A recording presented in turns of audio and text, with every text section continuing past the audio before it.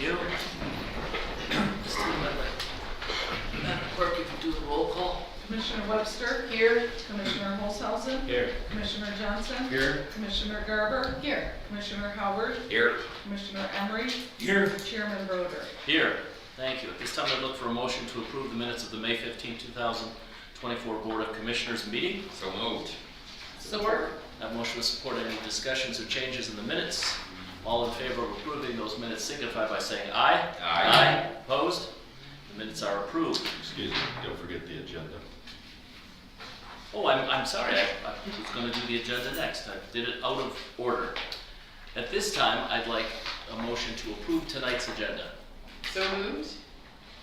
Support. I have a motion with support. Any changes to the agenda? Yes. Yeah, I would like to add one item, item C, under the Economic and Fiscal Development Committee meeting, which is a zoning ordinance amendment. All right. So do we need to amend it? No. You just vote on it. All right.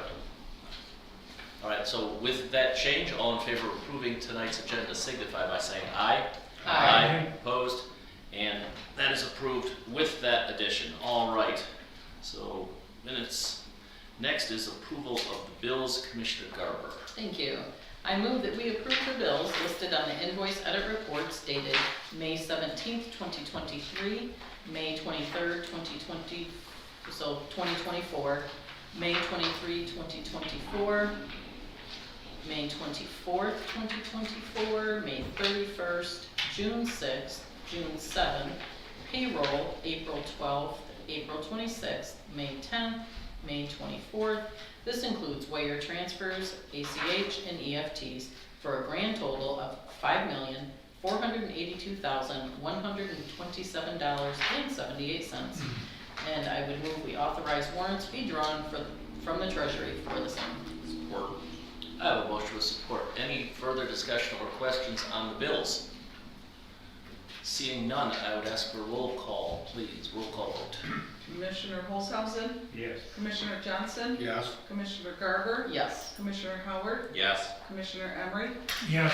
Commissioner Webster? Yes. Chairman Broder? Yes. Thank you. The bills are approved. At this time, we have a special presentation on our 2023 audit, which I know is the highlight of everyone's week. So with that, can Ken Telsma please come forward from Anderson Tackman? In front of you is a bound copy of the audit, but also a PowerPoint presentation, and I believe he'll be going through the presentation mostly with you. Ken? Thank you, Dr. Boggs. We worked on the county's 2023 financial audit. County Shiawassee, like most counties, has to have an annual accounting and auditing of all of its assets and obligations and fund balances, revenues and expenditures each year, and reporting sent to the state of Michigan. Also, because of having more than $750,000 of federal money, you have to have what's called a single audit done, which is an auditing of the significant financial grants or the bigger grants that you get to make sure that you're meeting compliance with doing those. And again, this year's was the ARPA grant, which is one of the biggest grants going for most counties this year. And at the end of those, if looking at all the different evidence and testing systems and looking at agreements and documentation and asking a lot of questions of several people, several different ways, and kind of going through all the numbers, we give our level of assurance or our opinion then that everything's okay.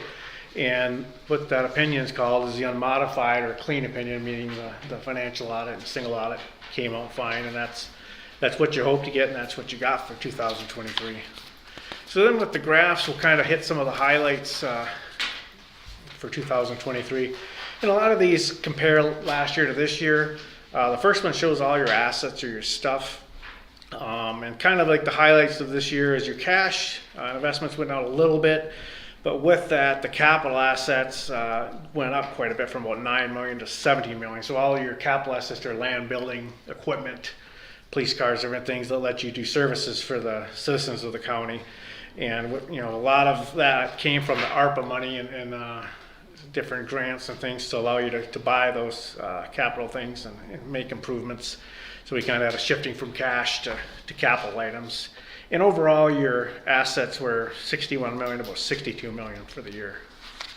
The next page shows the obligations or liabilities of the county and deferred inflows. And it's kind of the biggest thing that happened this year, I guess a couple. Unearned revenue about in the middle of the graph. We had quite a bit being held of the ARPA money. They'll give you the money and then you don't get to put it in revenue until you spend it and use it.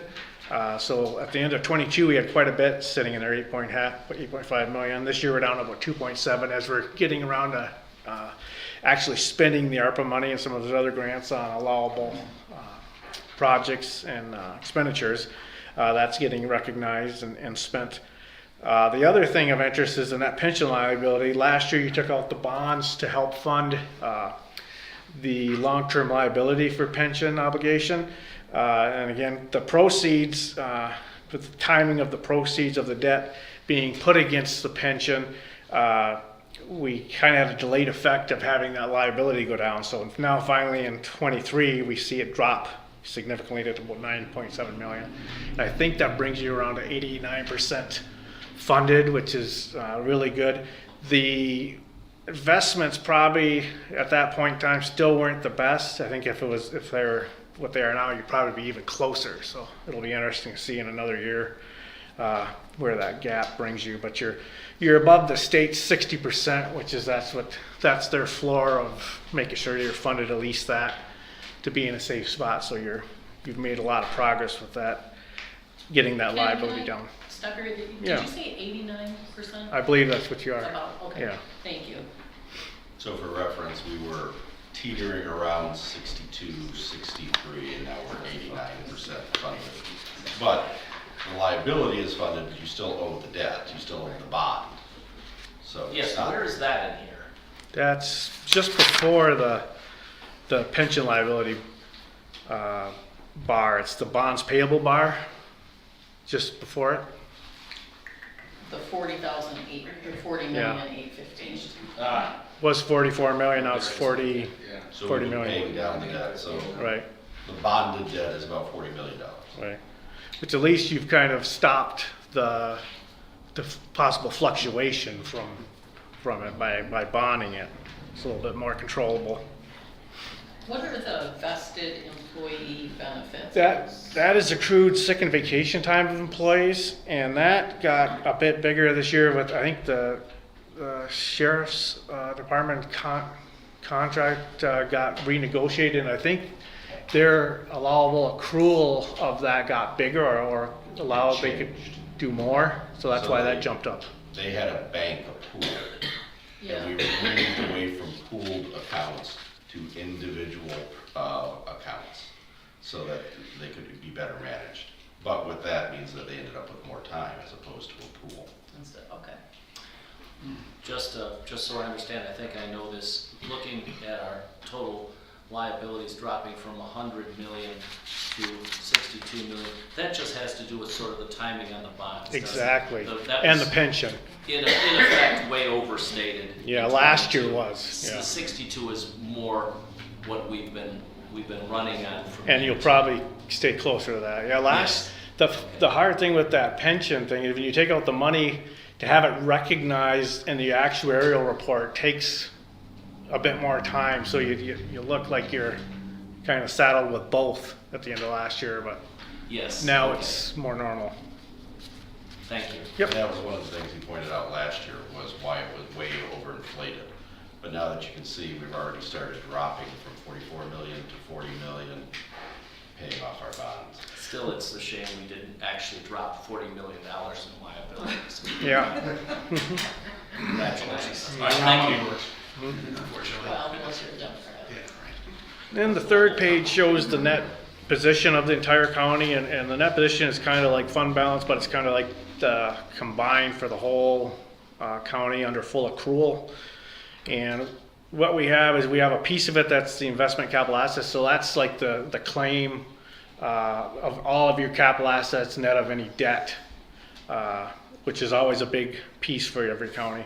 Then you have a restricted piece, which is anytime you have grant money, millage money, funds that are required by law, maybe like childcare, you have like your millage funds, ambulance, EMS.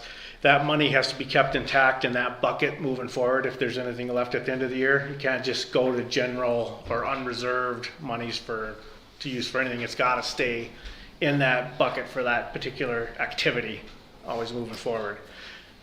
And then what's left then is unrestricted. And like most governments, the having of these pension liabilities, OPEB liabilities has shifted that to the negative, but at least that's getting better with the using debt to pay down the pension liability. That's also gone down quite a bit.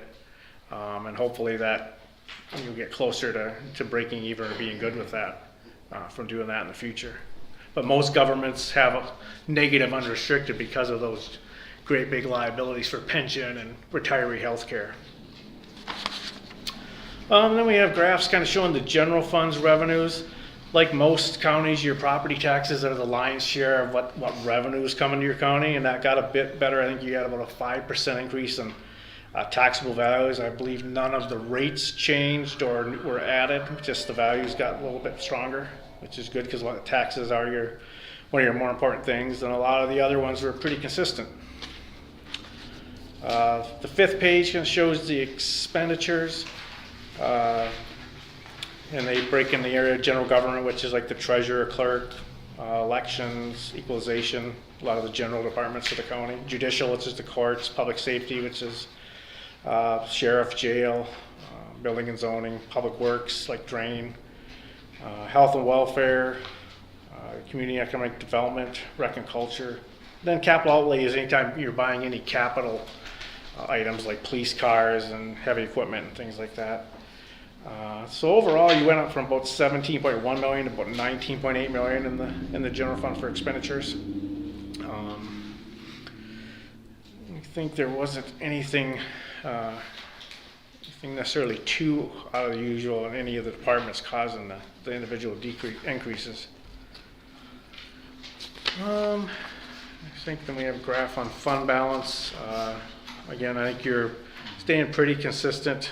You know, the state likes to see, or not the state, the finance officers like to see that stay at least 10% of your next year's budgeted expenses and transfers out, and I think you're still above that at the end of 2023.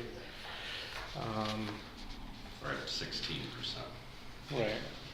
Their range actually, the floor is 10 to 15, so you're still in a safe place. And it can be higher if you feel it needs to be, and with all your planning too. So then we have a couple more graphs that kind of show all the government funds combined and where those monies come in. And intergovernmental revenue is obviously bigger with getting that ARPA money and being able to spend it in 23. So that pushed that up quite a bit, allowing you to buy a lot more capital things, which I believe will be shown on the next page. But I think otherwise, on the last graph, page 8, it's all of the general fund plus all the special government funds.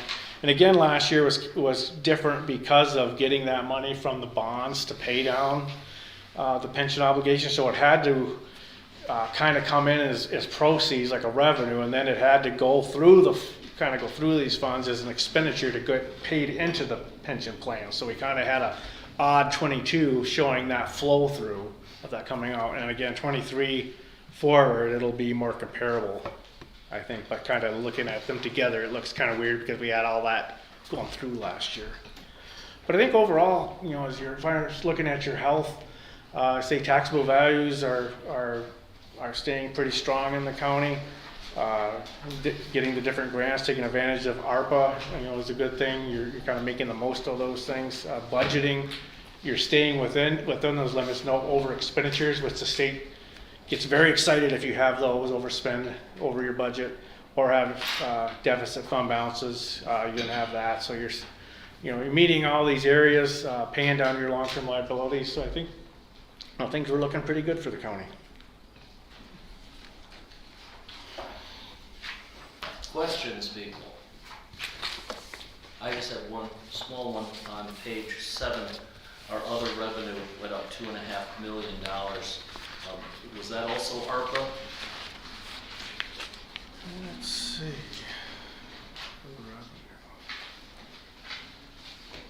Let me look.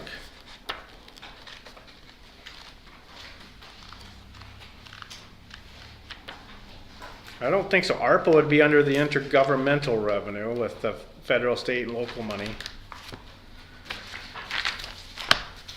Let's see. Oh, that has gone up because with the now paying the pension debt, the way the mechanism works to do that is the departments and everybody still pays their share of what the MERS benefit would be from each department. Then that goes to the debt service fund as kind of a way to, I guess, calculate everybody's fair share of paying it. And it comes in as other revenue in the debt service fund. And then that pays the principal and interest of that big bond now. Makes sense. So we had not assigned the pension debt to the individual departments. And once we bonded, we did. That makes sense. So it gives you a better story of how much it actually costs to run sheriff's department, how much it actually costs to run the courts. For the longest time, at some point, someone had made a decision that the debt would be, the pension debt was just hanging out a different thing, not associated with the actual departments that occurred.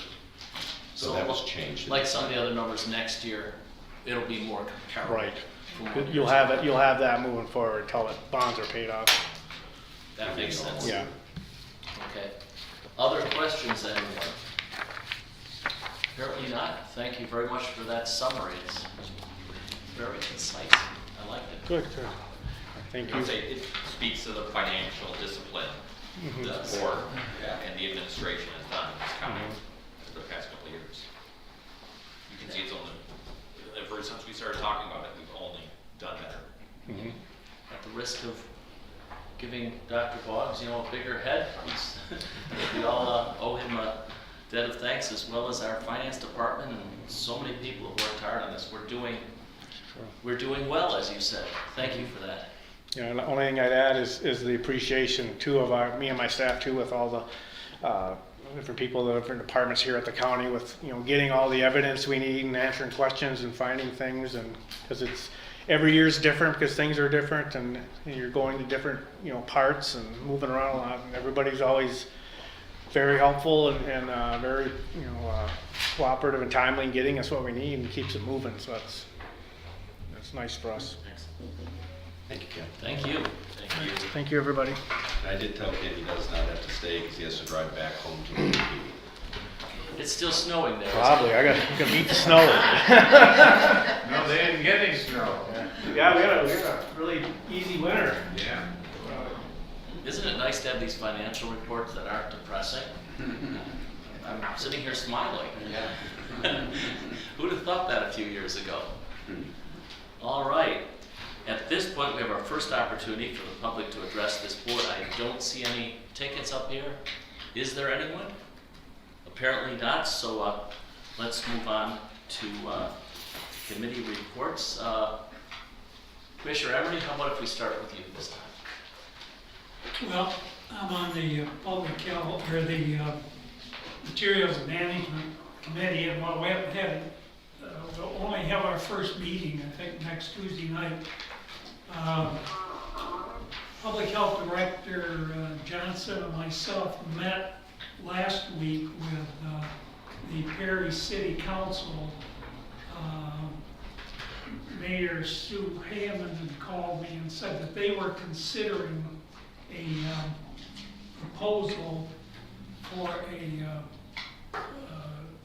door-to-door pickup of materials, but in light of the fact that we're now functioning under the new Materials Handling Act, they asked us to present them a briefing. So Director Johnson and myself met with them last Thursday night with this entire city council. We did brief them, and Director Johnson did a good job of setting out some of the facets of the new legislation on materials handling. So that went very well. Yeah, Parks and Rec, obviously summer maintenance is in full swing, going a couple times a week as fast as they can. Planning Commission, we're gonna talk about it under the item we added, item C. And then Road Commission, we'll talk about that as well. Thank you. So, I don't have anything new tonight. I don't. Nothing for me, thank you. Gary, you always have something. Yeah, I'm on the senior citizen board with Marlene, and things are moving along there. They still wanna add to the building and make it bigger and get more meals out, make it more efficient. And I'm the SEDP board and with Justin Horvath, and they got all kinds of grants and things going on to help businesses. Also, I'm on the 911 board, and they wanna, they're still working on trying to get their tower working on it, $2 million tower for the 911. And also they wanna, they're gonna come to the board, they wanna redo the parking lot for $150,000. And they also wanted to put a fence around their building. I think somebody's gonna, I don't know, there's only a couple people work there, so I don't know, they need a fence around it. We don't have a fence around this, we don't have a fence around their course, we don't have a fence around the drain office building, the veterans are there, we don't have them any place, so I don't know why they think they need a fence, but they're trying to, it's up to the board here to decide that. And also I'm on the mental health board, and our CEO, she resigned, going to resign, financial advisor is going to resign, and the secretary, so I don't know what's going to happen to that place, so I don't know if they want the state to take it over or what's going to happen, so we're going to have big problems over there on that board, so. I think we're gonna be fine. So, it's gonna be different, so. I'll take it over if I have to. Okay. That's it. Thank you very much. All right, let us move on to our motions. Commissioner Howard? Yeah. I'll start with you. Absolutely. I move to approve the L 4029 form as presented to establish the 2024 summer tax millage rates and authorize the chairman and clerk to execute the document. Support. I have a motion of support. Any discussion on that? Just briefly, our taxable value went up, but our millage rate went down. As a result, we are going to collect slightly more money. Last year was about 600,000. This year is going to be about 900,000. 2 years ago, though, it was 1.1 million. So, but inflation is going to have a big effect on that. Absolutely. Anything else? Roll call vote, please. Commissioner Johnson? Yes. Commissioner Garber? Yes. Commissioner Howard? Yes. Commissioner Emery? Yes. Commissioner Webster? Yes. Commissioner Olshausen? Yes. Chairman Broder? Yes. I move to accept the recommendation of the Planning Commission to amend the zoning ordinance. Support. I have a motion of support. So Pete is here to discuss this. This has to do with it's a planned unit development. It affects the racetrack out in Middlebury Township. Thank you. My apologies for, thank you for adding this to agenda. My apologies for getting it to you. The Planning Commission had initially reviewed this back in February and March. However, because we were getting the greater ordinance out to the townships, I was going to wait on that process to go through. However, we've had a recent interest from some developers to use that PUD district. And in a nutshell, a PUD district allows us to essentially create a new zoning district, setbacks, uses, gives us a lot of flexibility. So if an applicant come in with a very unique project, Dr. Fox just mentioned one of the unique projects we have going on that's going to involve multiple uses, multiple other types of characteristics that we normally have in an apartment building or a gas station or something like that. So this gives us a lot more flexibility at the Planning Commission level to treat it as one project.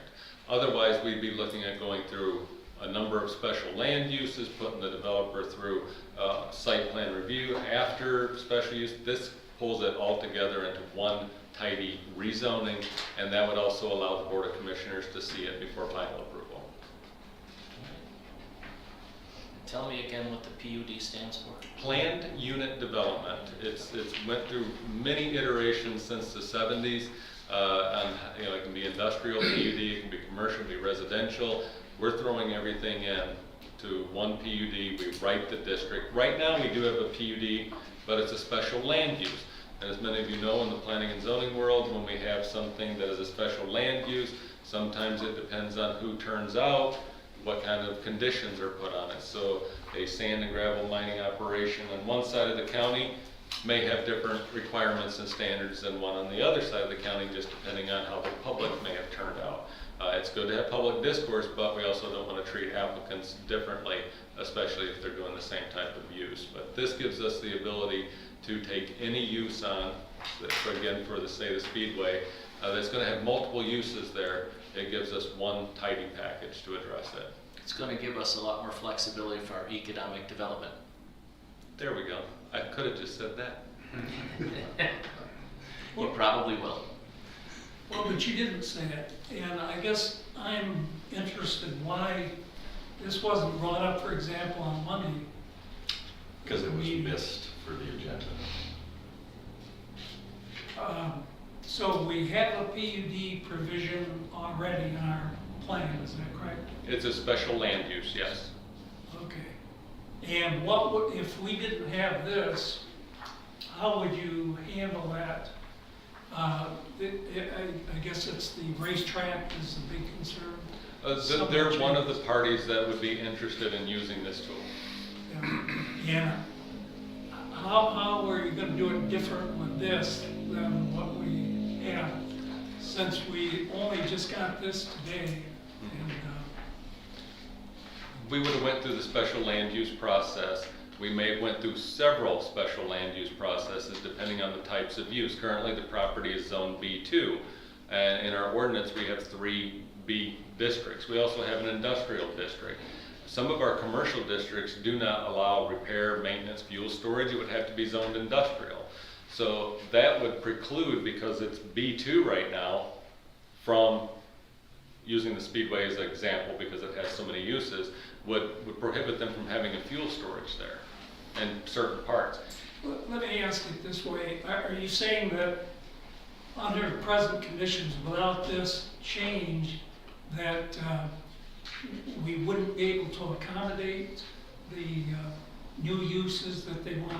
Well, let's not use the Speedway. Let's use another example of property. I only brought up the Speedway because I thought that was Oh, I mean, premise. we can use that then. What I'm saying is that if a certain component of his use, such as give me a use, somebody, a hotel. He wants a hotel there, he wants. Yeah, let's say a hotel, that would be in the B3 district. So not only would he have to get a special land use for the B2 stuff that he wants, a restaurant or this or that, then he'd have to rezone a certain portion of it B3. To do a rezoning, then it would have to be a lot that was dimensioned per the B3 district. So we could have a hodgepodge of different districts out there overlapping special land uses, and it would not be flexible in that we'd have to restart the process every time and have 60 to 90 days to go through the review process. This way we actually write a zoning district pursuant to what is allowed there, and then everything else is just a site plan which would go through my office, the Drain Commission, the Road Commission, and MDOT and the Health Department for consideration. So Pete, is it fair to say that you're... Is this just procedural then, that it provides a way for an applicant to present this today? Doesn't mean it's not going to be evaluated by the planning commission or by the planning department, consistent with standards for the particular project. Correct, so this is just a mechanism to allow them to apply. Currently, they don't have an option to do that. So it's not substantive No. provisions that apply to those. So, for I haven't example, even had a chance to really read through it, so I have to ask these questions. so for example, once this is in place, then the applicant, in this case the Speedway, could apply and go through all of the steps. This creates that avenue for them to be able to even do it, because currently we don't. And it'd be a more precise procedure for them. One-stop shopping. For a blended use, in an area, instead of having to divide it, like Pete talked about, and have multiple approvals through the planning commission. The other difference is, for this board, an approval with this zoning district would come before this board eventually. Yes. So Where we're just, before, it does not necessarily. we're just providing the procedure, we're establishing this district, and whatever requirements that district has will be applied to any particular project. Yeah, so then he can apply.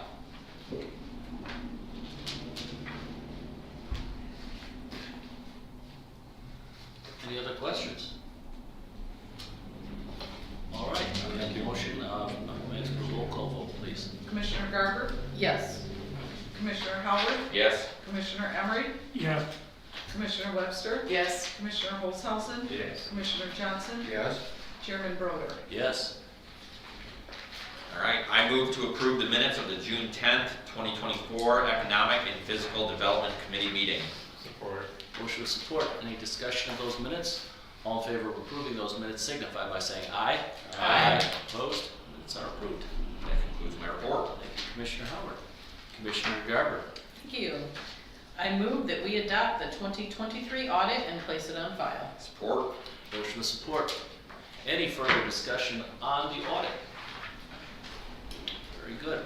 Roll call vote, please. Commissioner Howard, Yes. Commissioner Emery, Yes. Commissioner Webster, Yes. Commissioner Holzhausen, Yes. Commissioner Johnson, Yes. Commissioner Garber, Yes. Chairman Broder. Yes.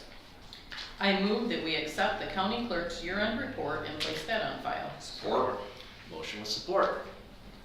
Any discussion on the clerk's report? Hearing none. Roll call vote, please. Commissioner Emery, Yes. Commissioner Webster, Yes. Commissioner Holzhausen, Yes. Commissioner Johnson, Yes. Commissioner Garber, Yes. Commissioner Howard, Yes. Chairman Broder. Yes. I move that we approve the contract with Shiawassee RESD for technology support for 2 years at $118,500 and authorize the board chair to execute the same. Support. Motion with support. Any discussion on that contract? Any questions? The amount is annually. I'm sorry, what? The amount is annually. Yes, it is.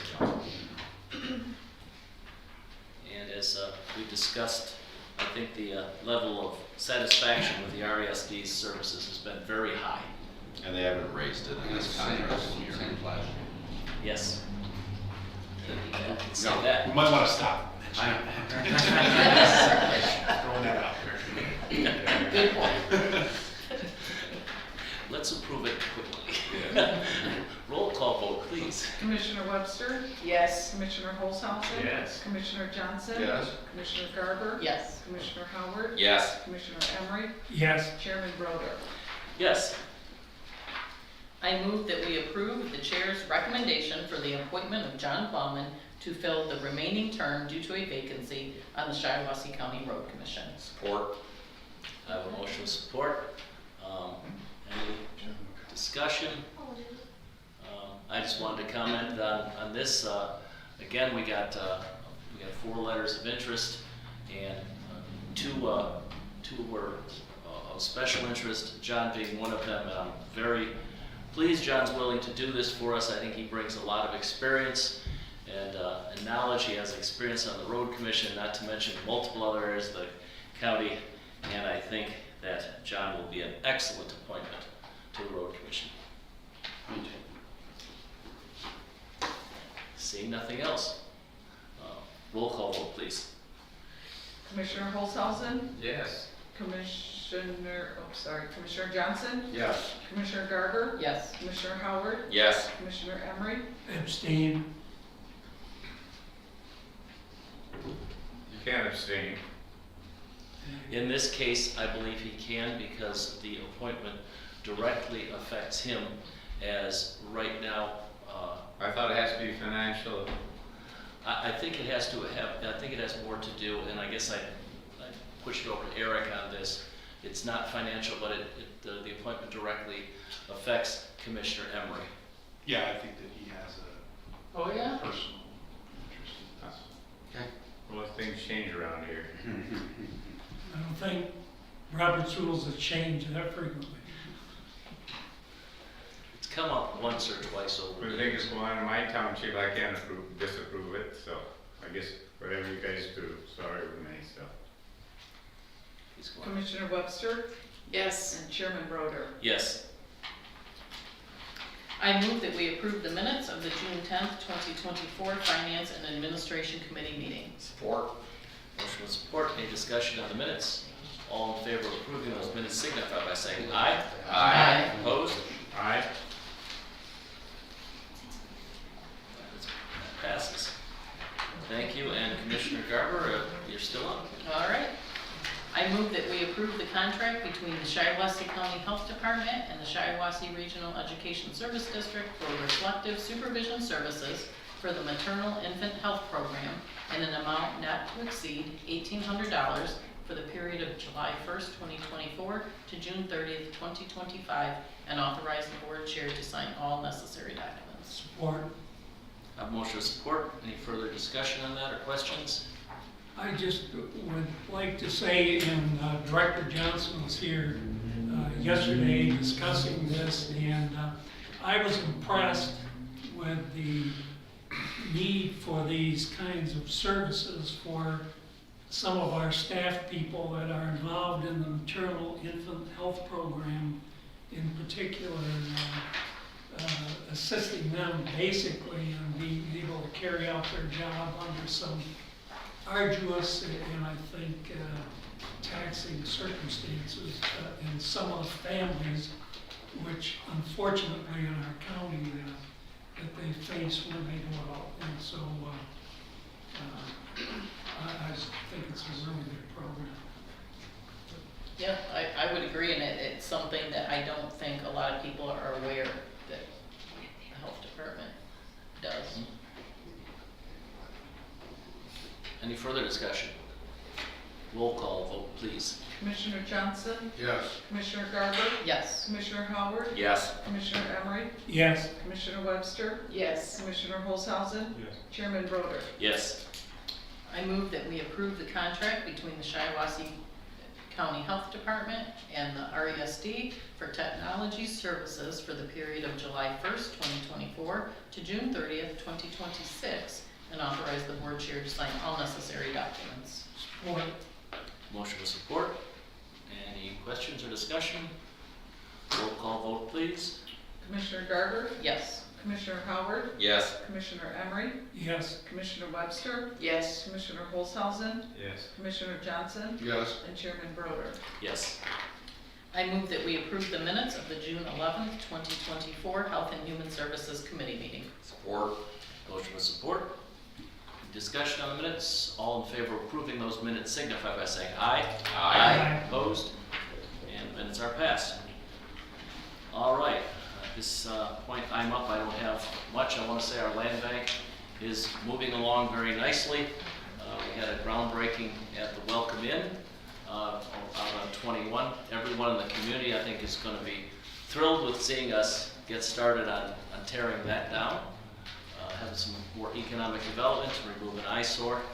Commissioner Olshausen was correct in that we have himself and Commissioner Garber and I are on the board at Community Mental Health, and we do have a bit of a heavy lift over there. We have two of our top administrators who are leaving within a few weeks of each other. So it is going to be tough. I think we'll handle it. I think everything will be fine. I think the board over there is a good board, and I think we'll get through it.